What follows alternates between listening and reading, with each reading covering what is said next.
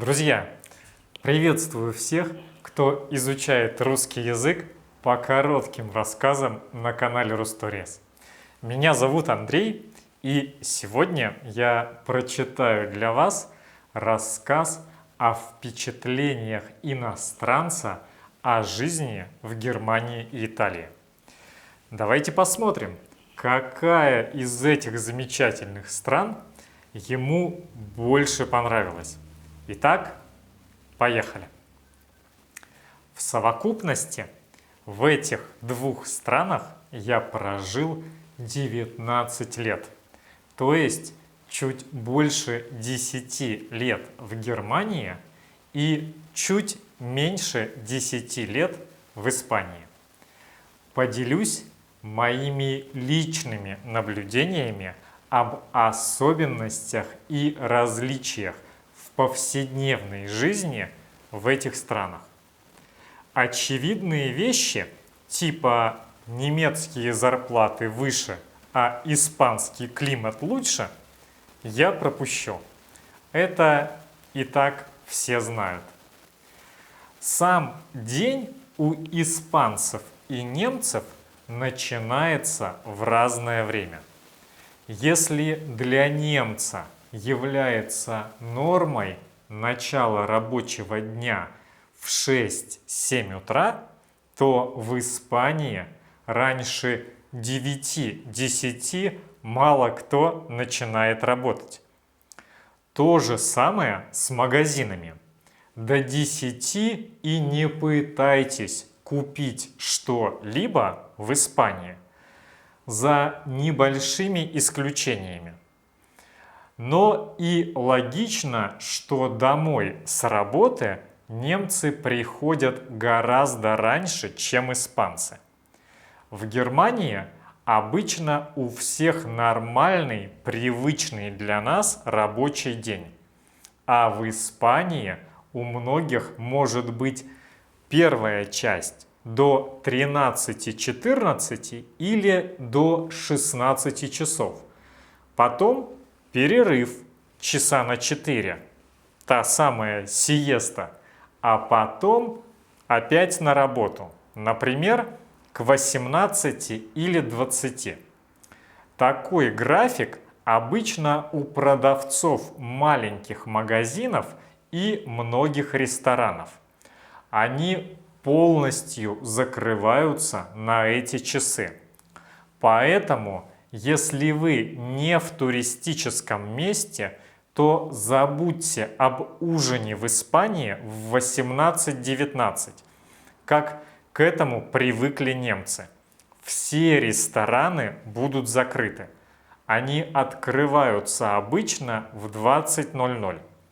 В целом, немцы и обедают, и ужинают как минимум на час раньше испанцев.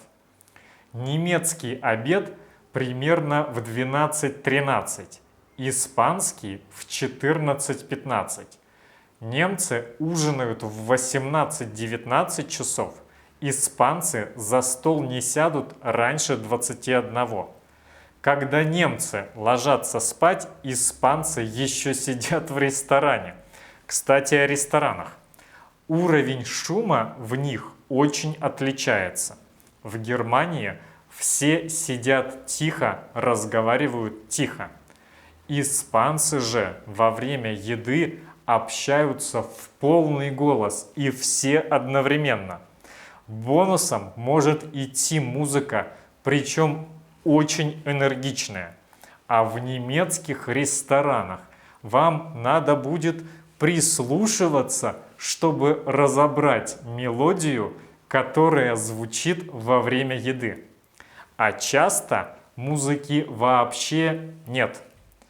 В целом испанцы чаще ходят в рестораны и кафе. Они там просто живут.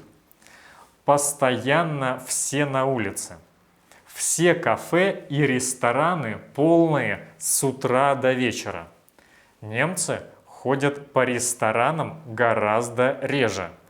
То есть, хотя есть постоянные посетители кнайпы, это пивнушки, где немцы могут заседать каждую ночь.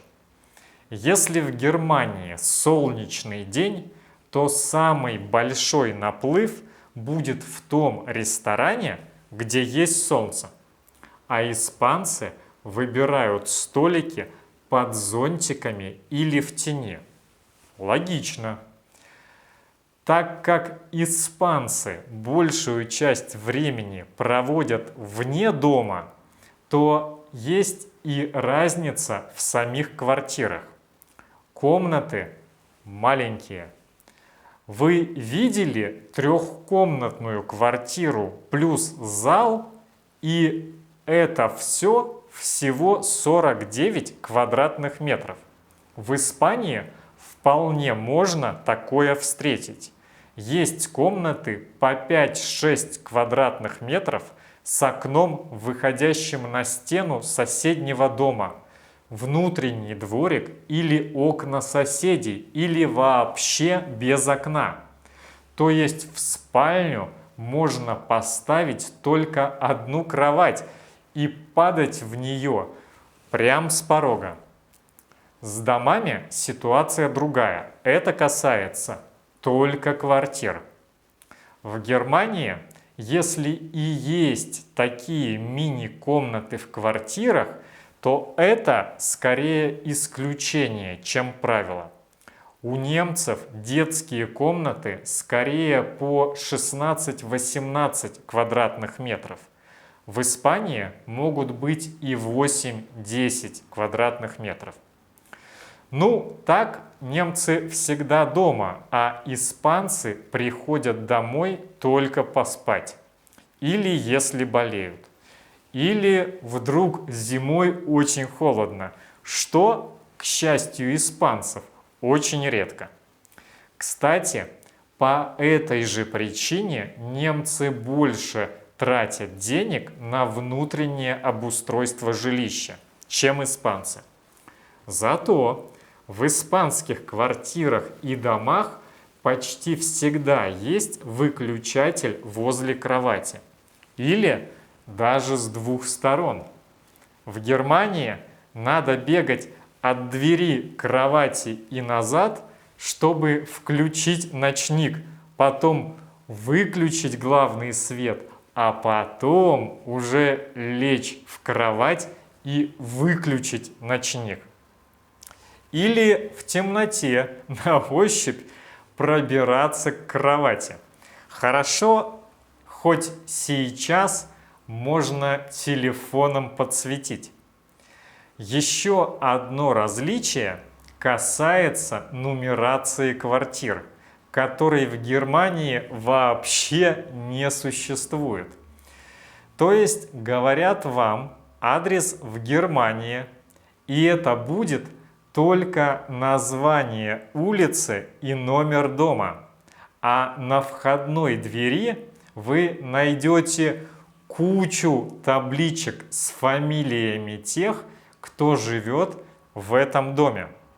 И хорошо, если это малоквартирный дом. Например, 4-6 квартир на 2 этажа. А если этажей хотя бы 4-5, и на каждом этаже по 3-4 квартиры. Вот идете и читаете фамилии на каждой двери. Нет, на самом деле немцы не такие изверги. Они открывают дверь в квартиру, и по ней вы можете определить, что вам сюда. А очень добрые немцы откроют дверь и будут вам сверху кричать: «Выше, выше, я здесь!» Ну или подобное, чтобы вы шли на голос. Но будьте готовы, что может и придется обойти все здание и перечитать все таблички в поисках нужной фамилии. Тетрис такой: бегаешь по этажам и ищешь нужную табличку. В Испании все проще. Нумерация квартир состоит из номера этажа и номера квартиры. Например, 1-3. Это первый этаж, квартира номер 3. Или квартира может быть А, Б, С. То есть 1А, 2Б и так далее. Но и испанцы могут усложнять жизнь. У них, кроме первого, второго и так далее этажей, есть еще Бахас, Принципаль и Энтрусела. Да и вообще этажи пишут словами на лестничных площадках, а не цифрами. Но это мелочи. Испанцы гораздо быстрее и проще переходят на «ты» и более близкое общение, чем немцы. Если в Германии надо ждать официального разрешения, чтобы обратиться к незнакомому человеку на «ты», то испанцы спокойно могут начать тыкать сразу же. Даже в магазинах, аптеках и прочих общественных местах. В Германии при встрече вам пожмут руку, вне зависимости от того, мужчина вы или женщина. В Испании вас расцелуют в обе щеки, сразу же при знакомстве и потом при каждой встрече. Если вы звоните испанцу, то он возьмет трубку и ответит: «Здравствуйте, добрый день, слушаю». Немец же стандартно назовет свою фамилию вместе с приветствием. Это обязательно. То есть звонящий сразу знает, к кому он попал. Особенно интересно, когда трубку берет не хозяин дома, а гость. Например, родственник в гостях. Тогда это будет звучать примерно так. Здравствуйте, Мюллер у семьи Шнейдер. В целом в Германии гораздо больше выбор всего и цены ниже. Но зато в Германии в воскресенье закрыты все магазины. Нужно или покупать продукты заранее, или ждать понедельника. А в Испании всегда есть открытые магазины. Пакистанские или китайские магазины открыты в любой праздник. В Германии в таких случаях спасет только заправка. Там есть необходимые продукты плюс алкоголь по завышенным ценам. В Испании в любом, даже в любой, даже в самой мелкой лавчонке или на рынке даже 1,5 евро можно оплатить картой. В Германии же народ продолжает носить с собой наличные, так как часто даже в достаточно крупных магазинах не принимают оплату картой. Мой бывший шеф не смог оплатить телевизор картой. «Несите мешок денег», — сказали ему. Зато в Германии есть чудесная система Pfand. Если ты купил напиток в пластиковой или стеклянной бутылке, а потом бутылку вернул, тебе возвращают деньги. Поэтому частенько можно увидеть немцев, которые тащат огромные черные мешки в магазин. Внутри много-много пластиковых бутылок, которые они несут сдавать. Испанцы просто выкидывают эти бутылки. Хорошо, если вообще сортируют пластик и остальной мусор. На светофоре немец будет стоять и ждать зеленый сигнал, даже если улица абсолютно пустая. Испанец будет перебегать тогда, когда ему надо.